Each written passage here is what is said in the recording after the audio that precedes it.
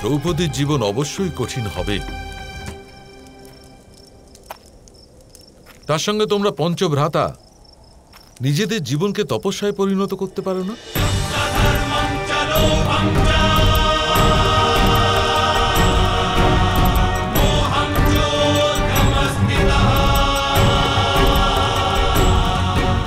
এমন কোনো সিদ্ধান্ত নিতে পারো নাকি যাতে দ্রৌপদীর জীবন খানিক সহজ হয়?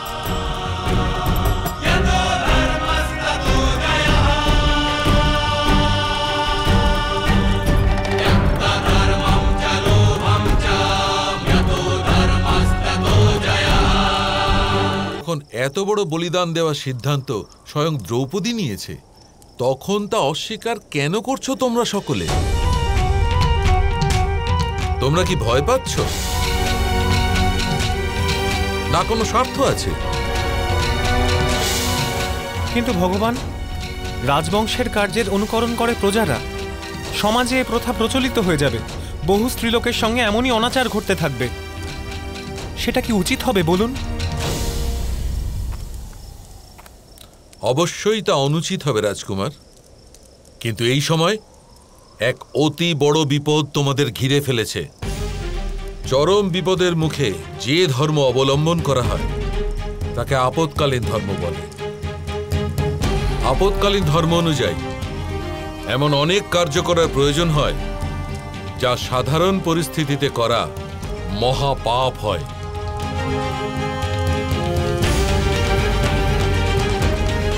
যদি অন্য কোনো স্ত্রীর বিবাহ একাধিক পুরুষের সঙ্গে সম্পন্ন হয় তাহলে সেই সকল পুরুষ অবশ্যই নরক যাতনা ভোগ করবে, কিন্তু তোমাদের ক্ষেত্রে পরিস্থিতি অসামান্য, তাই তার উপায়ও অসামান্যই হতে হবে।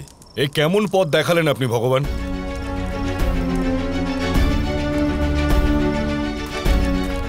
আমি আমার অনুজের পত্নীকে নিজের পত্নী রূপে কিভাবে স্বীকার করব বলুন?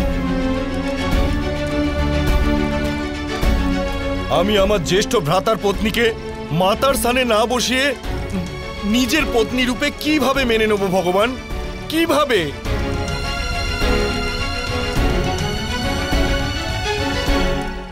মন্দিরে 3টি স্তম্ভের উপর কলসকে স্থাপন করা হয়।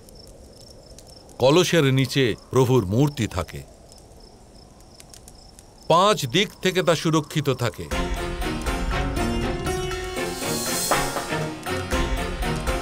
সেই মূর্তির সম্পর্ক কার সঙ্গে হয় বলো তো ভীম?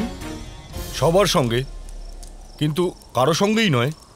ঠিক সেইভাবে তোমরা দ্রৌপদীকে নিজের জীবন মন্দিরে স্থাপিত মূর্তি মনে করতে পারো না?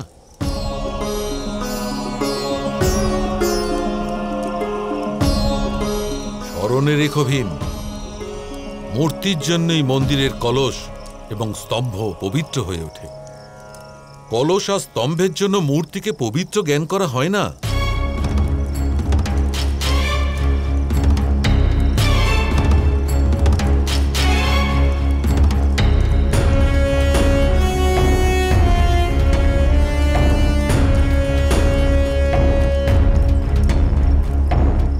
তবে কি সিদ্ধান্ত নিলে তোমরা পাণ্ডুপুত্রগণ?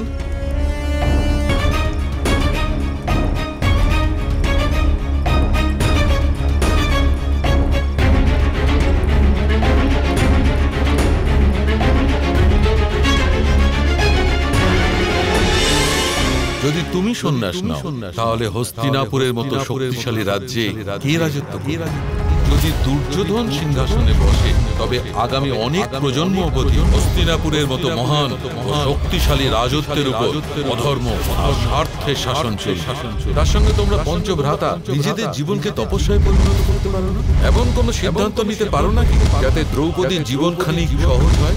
ঠিক সেইভাবে তোমরা দ্রৌপদীকে নিজের জীবন মন্দিরে স্থাপিত মূর্তি মনে করতে পারো না? জ্যেষ্ঠ স্ত্রীর পর যখন নতুন রাজার অভিষেক হবে, যুধিষ্ঠিরকেই রাজা হতে হবে। নিজের সুখের জন্য নয়, প্রজারা যেন ভালো রাজা লাভ করে সেই জন্য। যদি তুমি সন্ন্যাস নাও তাহলে হস্তিনাপুরের মতো শক্তিশালী রাজ্যে রাজা হতে হবে। নিজের সুখের জন্য নয়, প্রজারা যেন ভালো রাজা লাভ তবে করে। আগামী অনেক প্রজন্ম অবধি হস্তিনাপুরের মতো মহান শক্তিশালী রাজত্বের উপর অধর্ম আর স্বার্থের শাসন যুধিষ্ঠিরকেই রাজা হতে হবে। আমাদের কাম্পিল্যে গিয়ে সংসার নামক এই সন্ন্যাস গ্রহণ করতে হবে মহর্ষি।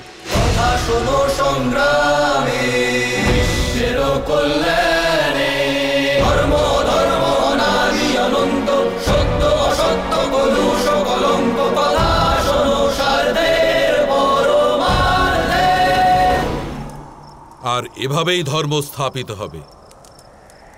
যাও পাণ্ডুপুত্রগণ, কল্যাণ হোক।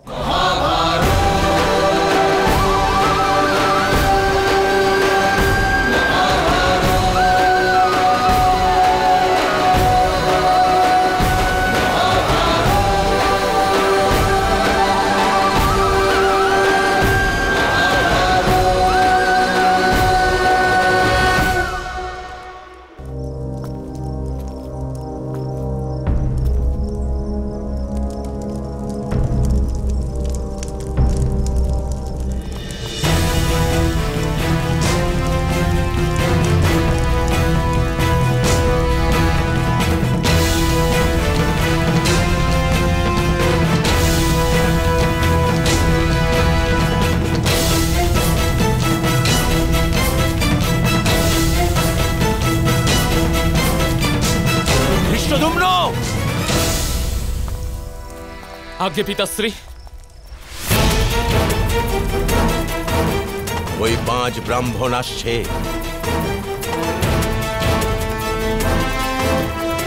যারা পাঞ্চালের রাজকুমারীকে অপমান করার দুঃসাহস দেখিয়েছে। সৈন্য প্রস্তুত করা হোক।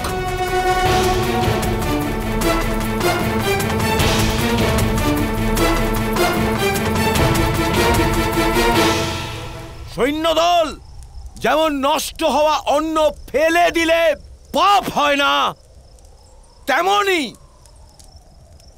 এই কুকর্মী ব্রাহ্মণদের হত্যা করলে কোনো পাপ হয় না, পুণ্যই লাভ হয় বরং তাতে।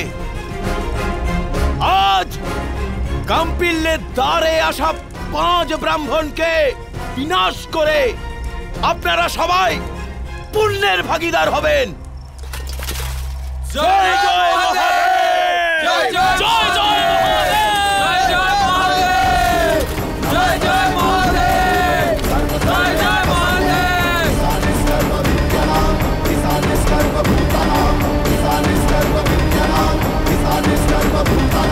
ব্রহ্মাধিপতি ব্রহ্মণধিপতি ব্রহ্মাধিপতি ব্রহ্মণধিপতি ব্রহ্মা শিবো অস্তি ব্রহ্মা শিবো অস্তি ব্রহ্মাধিপতি ব্রহ্মণধিপতি ব্রহ্মাধিপতি ব্রহ্মণধিপতি ব্রহ্মা শিবো অস্তি।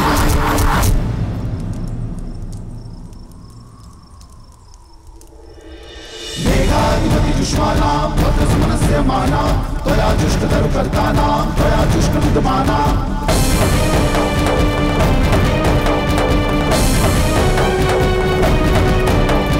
मेघाधिपति जुष्मानां भद्रसुमनस्य माना मेघाधिपति जुष्मानां भद्रसुमनस्य माना त्वया जुष्टतरुकर्तानां त्वया जुष्टविद्यमाना।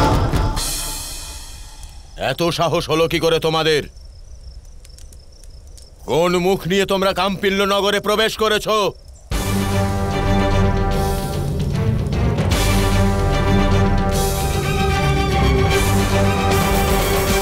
আমার পুত্রী দ্রৌপদীকে এত অপমান করেছো তোমরা, তারপর কাম্পিল্য কেন? সমগ্র আর্যাবর্তে কোথাও বাস করার উপায় থাকবে না তোমাদের।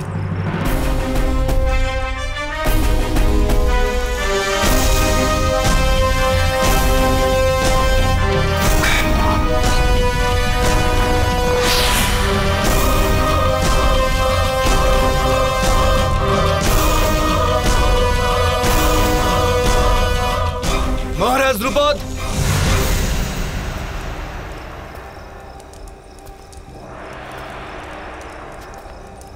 यदा यदा हि धर्मस्य ग्लानिर्भवति भारत अभ्युत्थानमधर्मस्य तदात्मानं सृजाम्यहम्। এই 5 জন ব্রাহ্মণ অন্য কেউ নয়, হস্তিনাপুরের রাজকুমারগণ, সম্রাট পাণ্ডুর পুত্র।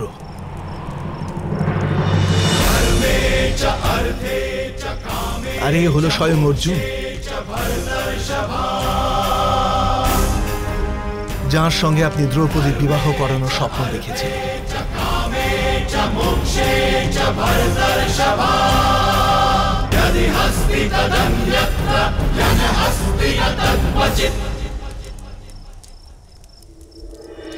যখন যখন তোমার জীবনে যে কোনো রকম সাহায্যের প্রয়োজন হবে, তোমার এই সখা বাসুদেব কৃষ্ণ সেখানে উপস্থিত হবে। এ আমার প্রতিজ্ঞা। মহাভারত।